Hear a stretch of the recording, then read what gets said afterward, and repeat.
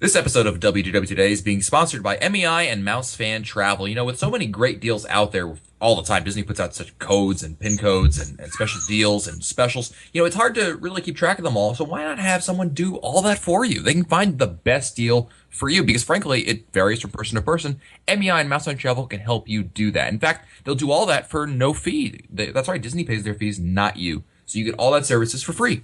Check them out right now at mousefantravel.com. I have some terrible hiccups, by the way. Oh, good. We'll ask you lots of questions. Fabulous.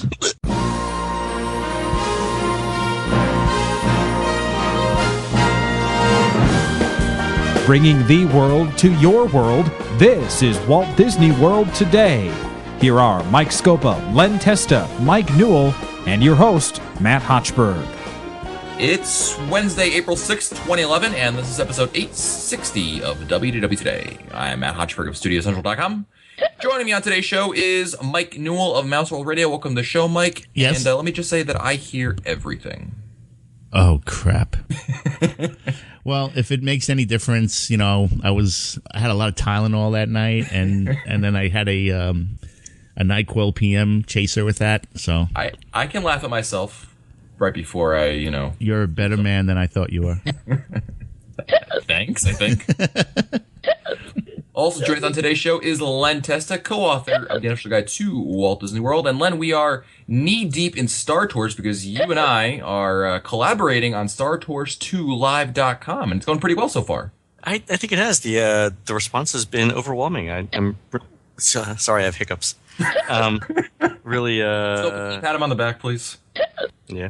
Thank you. Yeah, it's definitely a lot of fun. So go check it out, StarTours2Live.com. Also joining us on today's show is Mike Scopa, a senior feature writer and blogger for allears.net. Welcome, Mike.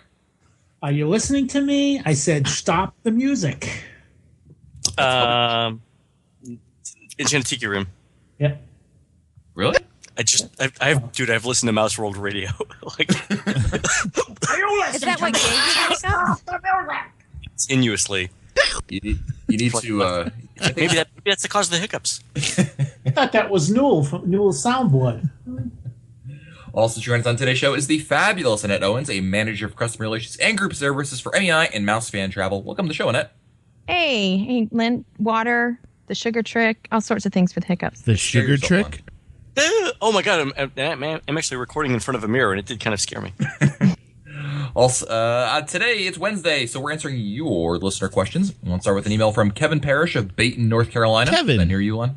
Where? Dayton? Bayton, Bayton. No idea. Never heard of it. I don't think it actually exists. I think Kevin is. He made it up. Shenanigans. Yeah, in the witness protection program, and he's actually making up a place where he's from. Kevin wrote, I was listening to episode 854 when you discussed character meet and greets. Not many people know, but Japan has Ninja Goofy. You never see him. His autograph just appears in your autograph book. That's awesome. So he writes Ninja Goofy?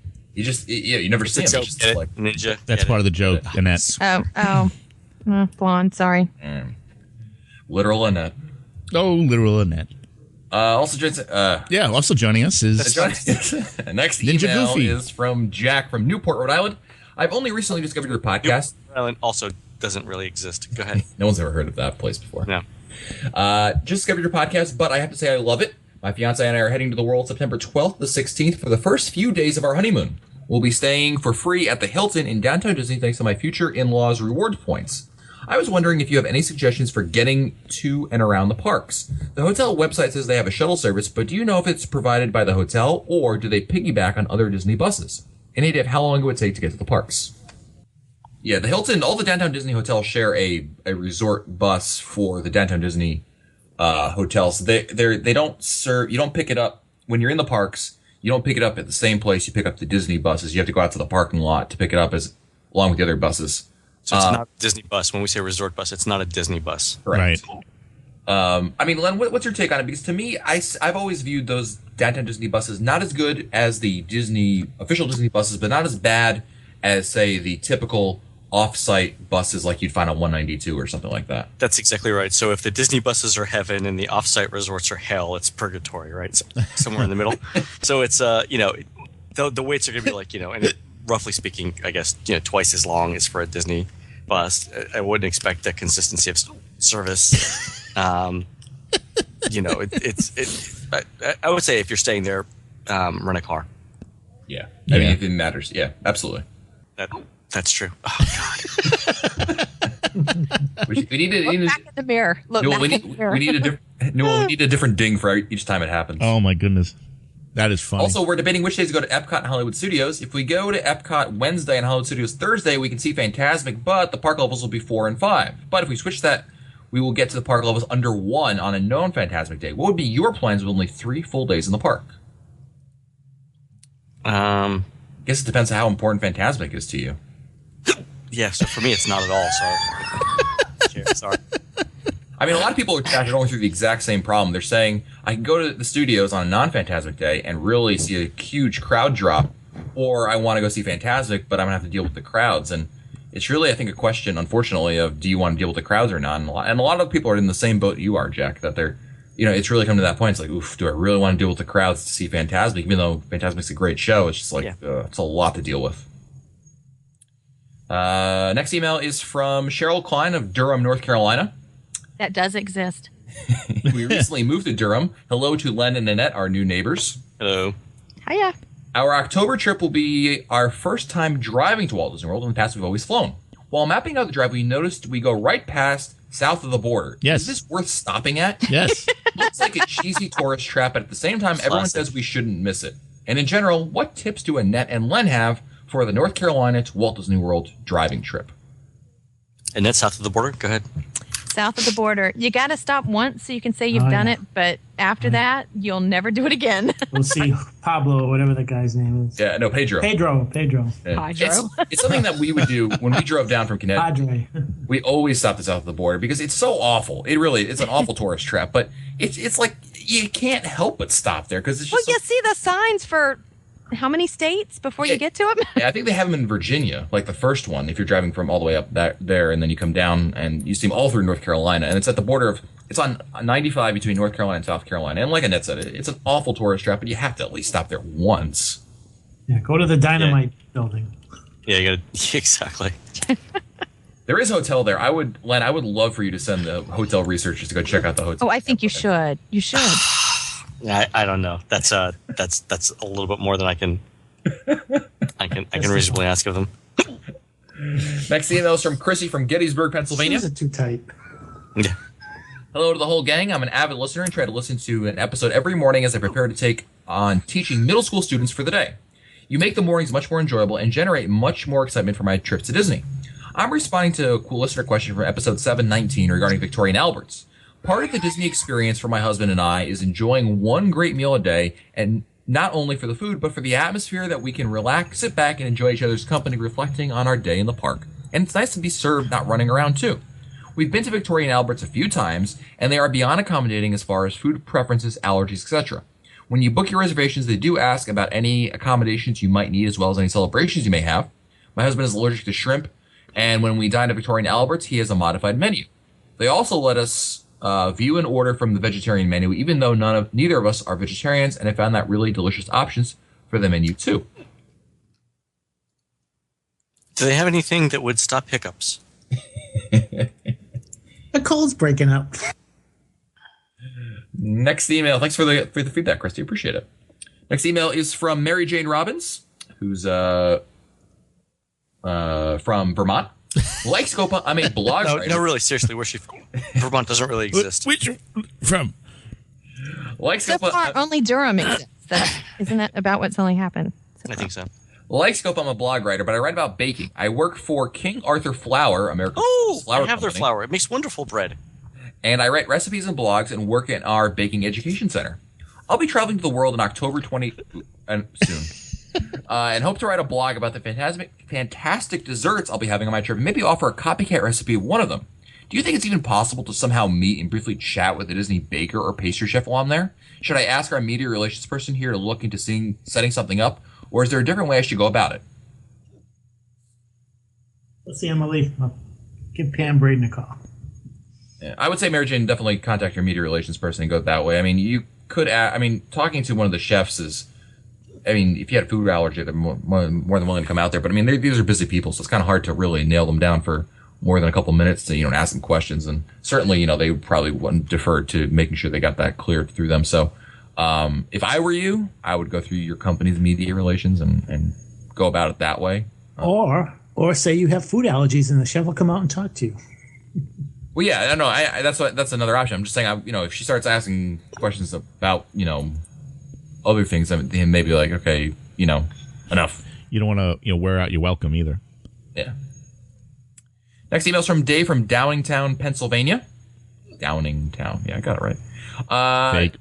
Thinking of buying into Disney Vacation Club, don't go down nearly as often as I would like, but thinking about 50 to 70 points to go every few years. Big fan, though. In determining if I want to purchase points, I'm curious regarding other add-ons to a typical Walt Disney World vacation, mainly tickets and the dining plan. I know you most certainly can buy the park tickets, that's a given. However, as a Disney Vacation Club member, you can buy the dining plan. Can you buy the dining plan, or are you destined to buy meals like the off-property commoners? Yes, you can buy the dining plan, right, Annette, if you're a DVC? Yes. Yep. Also, does Disney ever run Disney Vacation Club member specials, such as buy tickets, get the dining for free, or anything like that? Not that I'm aware of. Yeah, not that I'm aware of either. Yeah. I mean, buying the 50 to 70 points, I mean, that's about a third of the amount of points that you would ordinarily buy generally. About 160 points is what they start you at as the base package. You can buy less, like 50 to 70, like they said, but that basically means that like you'd literally have enough point. I mean, it would be like you said every couple of years, so just keep that in mind. But those you got to buy resale too, right? Yeah, can you buy? I know you can buy like you can buy like 20 points from Disney directly if you're buying like an add-on, like you, Mike Newell, wanted to go to Disney. But I don't know if you can buy it standalone, like you're not a DVC owner but want to buy just 50 to 70 points. Yeah, I don't even know. Yeah, I'm not sure, to be honest with you. Yeah. A good resource, by the way, Dave, if you're looking for DVC help, especially, is it worth it, and all these kind of questions, be our friends at dvcnews.com. Tim runs a great website over there, and they've got a great forum, so you can go check that out over there, and you get a lot more information from that. Yeah, tell them we were wrong again, and they can Next help email's us. from Abby from Alabama, who's 15 years old. I would really like to buy park music loops and attraction music from Walt Disney World. Do you know where I can order it from? Thanks. Love your podcast. You know what's funny? I was cleaning out some CDs for my CD player, and I found all of my original Walt Disney World Forever CDs from back in the day. I know. Remember those? Those were the best. Man, I did like one or two entire CDs of the Carousel of Progress. It was great. Now is the time. Now is the best time. Yeah, I might put them on eBay for a bajillion dollars. No, we'll talk it, Len. Because not only they're Walt Disney World Forever CDs, they're my Walt Disney World Forever CDs. I'll drive down and pick them up. Excuse me, hold on. Did I not offer you a trip in May? No. I said you have not responded to my offer. I know. I know. Oh, that is an And insult. what? What? I know that's supposed to get you off the hook. I'm trying. I know. It's not Yes, getting me off the hook. My mistake. I'm trying to move mountains because I have something going on that day, but I don't know. All right. But don't throw the CDs away. By the way, to answer the question. We didn't have an answer to the question. Yeah, we haven't answered the question. Oh, eBay. They do sell some music in the parks. Yeah, but it's very eBay. watered down. Yeah, eBay is a good place to check it out. There's also you can find a lot of the music from the parks are they're real music. Yeah, they're not Disney exclusively. Disney just kind of puts them in the park. So what's that website that Ricky Briganti runs, Mike? Oh my God, yeah. It's Something tunes. parktunes.com. You know what kills me? The official album, the 1991 official album of Disneyland and Walt Disney World, the one that I listened to. We've talked about this on the show. The best one ever. That I've listened to while I did my thesis. $75 right now. It's incredible. Yeah, it's incredible. Wow, it's it's a great CD. It's like it's like the most valuable things on eBay: Honus Wagner baseball card and Disney World CDs from the 90s. Exactly. Parktunes.com. Here's one: $102 with free shipping if you buy it now. Wow, that's insane. Yeah, $100. Next email will be Cheryl from Marlton, New Jersey. We're heading back to the world. New Jersey, also fictitious. Doesn't exist. Unfortunately, it's not fictitious. We're heading back to the world 4th time in 5 years in late October to celebrate my older son's 11th birthday, staying at Wilderness Lodge. We've already got tickets Nice. to Mickey's Not So Scary Halloween party on his actual birthday, October 29th. Our first time to the party and first non-summer trip. We're thinking about surprising both our sons with a visit to the Pirates League earlier that day. What have you heard about this program? Is it fun? Worth the money? A time suck? Should we give it a go, or should we just pack the Halloween costumes they pick out at home and leave it at that? Pirates League. Last year, I got a personal tour from the person who started that up. And From an I actual pirate? Go From an ahead. actual pirate. Arr. Yeah. A couple of things. It's quite an experience for a young child. I think they get a big kick out of it. There's a lot of secrecy going on. You get to The pirates, they have to be secret. you get to spin a wheel, and based on your date and a few other your birth date and a few other things, you are given a name. My name is Jeffrey Goodhawk. Goodhawk, I believe it is, and it's signed by Captain Jack Sparrow. You get this little plaque, and they will put makeup on you, and you get to go into a secret room, and it's really cool. One of the things that I was told was that they're really, really busy usually in the mornings, and in the afternoons they're not that busy because Pirates are drunk by then? well, pirates are drunk, and the other thing is that why would you spend a lot of money on makeup when you're only going to be using it for a couple of hours? So they're really busy in the morning. They're really busy during the not so scary Halloween party mornings, as you can imagine. So it's pretty good. I think it's a worthwhile thing to do if you have a child between the ages of 5 and 12. I think it'd be worthwhile. Yeah, I agree. I think it's a little pricey, but I don't think it's awful. I don't think it's out of range, out of line. Like, wow, that's just too expensive. And like Mike said, I think the kids will love it, especially if you're going to that party. Get there early, make sure you can sneak them in, and I think they'll enjoy it quite a bit. I just want to add to it, just because, I got the pink hair once before in the Bippity Boppity.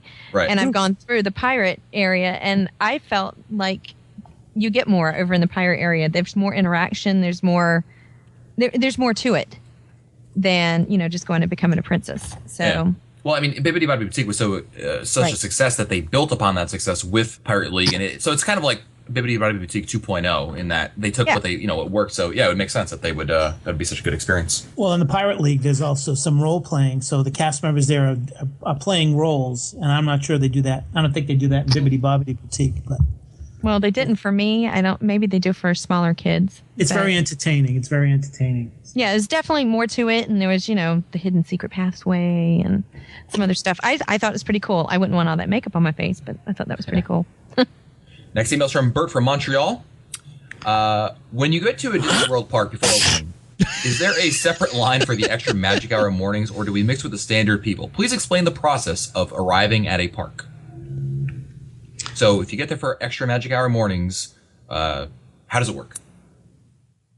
So if you get there at 8, almost everyone that's there should be there for extra magic hour mornings. It would be rare for somebody to show up at 8 o'clock for a 9 o'clock opening on an extra magic hour morning. Yeah, well, the difference is, I think, what happens is typically, like, sometimes I'll be there early. I'll show up like 8:45. Yeah, and it's I'm not a resort guest, so they'll have it at the studios. At least I've seen, it says resort guests here. Yeah, and then they'll shunt people to one side, right? Yeah, and then all the other schmoes like me, they stick on. We start forming a line behind the turnstiles that are over on one side. Yeah. So there you go. That's pretty much it. And of course, if you show up like 7:30 or something like that, then you're gonna just form a line with everyone else who's there for the resort. Yep. Next email's from Lynn from New York City. Say hi to Mike, Lynn. My family visited the world during an extremely busy week, spring break. One thing that could have really helped was to have more information about roadblocks created by the evening parade at the Magic Kingdom. We had dinner at Liberty Tree Inn and then could not cross the street to ride Big Thunder Mountain or Splash Mountain until after the parade. Had we known that we would have been sure to cross the street earlier. We were traveling with a large group, so running across the street unnoticed was not really an option. Any thoughts on how to use the parade to the advantage of someone who really wants to spend time at the attractions rather than watch the parade? Well, a long time ago, you could, if you were in the right place at the right time, like in the early 90s, they would block off Splash Mountain and Big Thunder. And if you weren't on that side of this was well before the that like boardwalk area. And if you were on that side, you had Splash Mountain and you had Big Thunder all to yourself for about 20 minutes. But I don't know of any attraction that really benefits from the parade because you pretty much have access everywhere. and you can cross during certain parts of the parade. There are breaks in the parade where they'll let you cross. Yeah. I mean, I guess there's not really any advantage per se. I mean, I guess the only advantage I would say from the parades is that it maybe opens up like in the Magic Kingdom Fantasyland a little bit, or in the in studios it opens up perhaps like Playhouse Disney a little bit. Tomorrowland does. I mean, Tomorrowland definitely dips a little bit during the 3 o'clock parade. Okay, so that's one advantage if you want to take advantage of the more kid-centric attractions or Tomorrowland for whatever reason. Yep. Next email is from Tom Reck of New Hope, Minnesota. Back on episode 202. So wait, hold on. Yes. We've answered a question from somebody from New Hope before. It's probably Tom. I think he's the only one that we know from He's the New Hope. only one there. And my comment on the last time, and I'll say it again, is that New Hope was apparently started by people who left a town called Hope. That place stinks. And gave up on it. Exactly. Old Hope. And renamed it Old Hope. Old Hope. Yeah, exactly. False Despair. Hope. Yeah, Despair. Despair, Minnesota. Screw this. We're leaving. Hey, on the way out, can you change the sign? Leaving Despair. That was good, Scopa. That was funny. Not as funny as that. Tom writes, Elaine, in episode 202, you said that Riverside has or had the worst food court of all the moderate resorts. Is this still your opinion? Just asking, we're going down the first week of December, staying at French Quarter, and we're wondering if we should not even waste our time to walk over to the Riverside food court and just stick with the French Quarter food court if we're at the resort for a quick breakfast or lunch. We were thinking we would walk over to Riverside, use the pool for a couple of days, and just needed to know if we should eat before we head down. Thanks, guys. I don't think the food there is anything special at all. But the good thing is Disney's attempt to homogenize everything works in your favor for breakfast. It's hard to screw up bacon and eggs. I think that the stuff they do for dinner isn't very good. Especially when they try the southern cuisine like ribs and stuff like that. It just doesn't work. Doesn't work. I think they just screw up those. Well, actually, I think the worst thing is those eggs because it's the like huge like batch O. They're not real eggs from like. That's how my So I'm not used to good eggs, so I'm okay with that. It's the dinner stuff, especially like when you screw up pork for dinner. That's just nasty to me. Breakfast is okay. Yeah. Dinner, nah.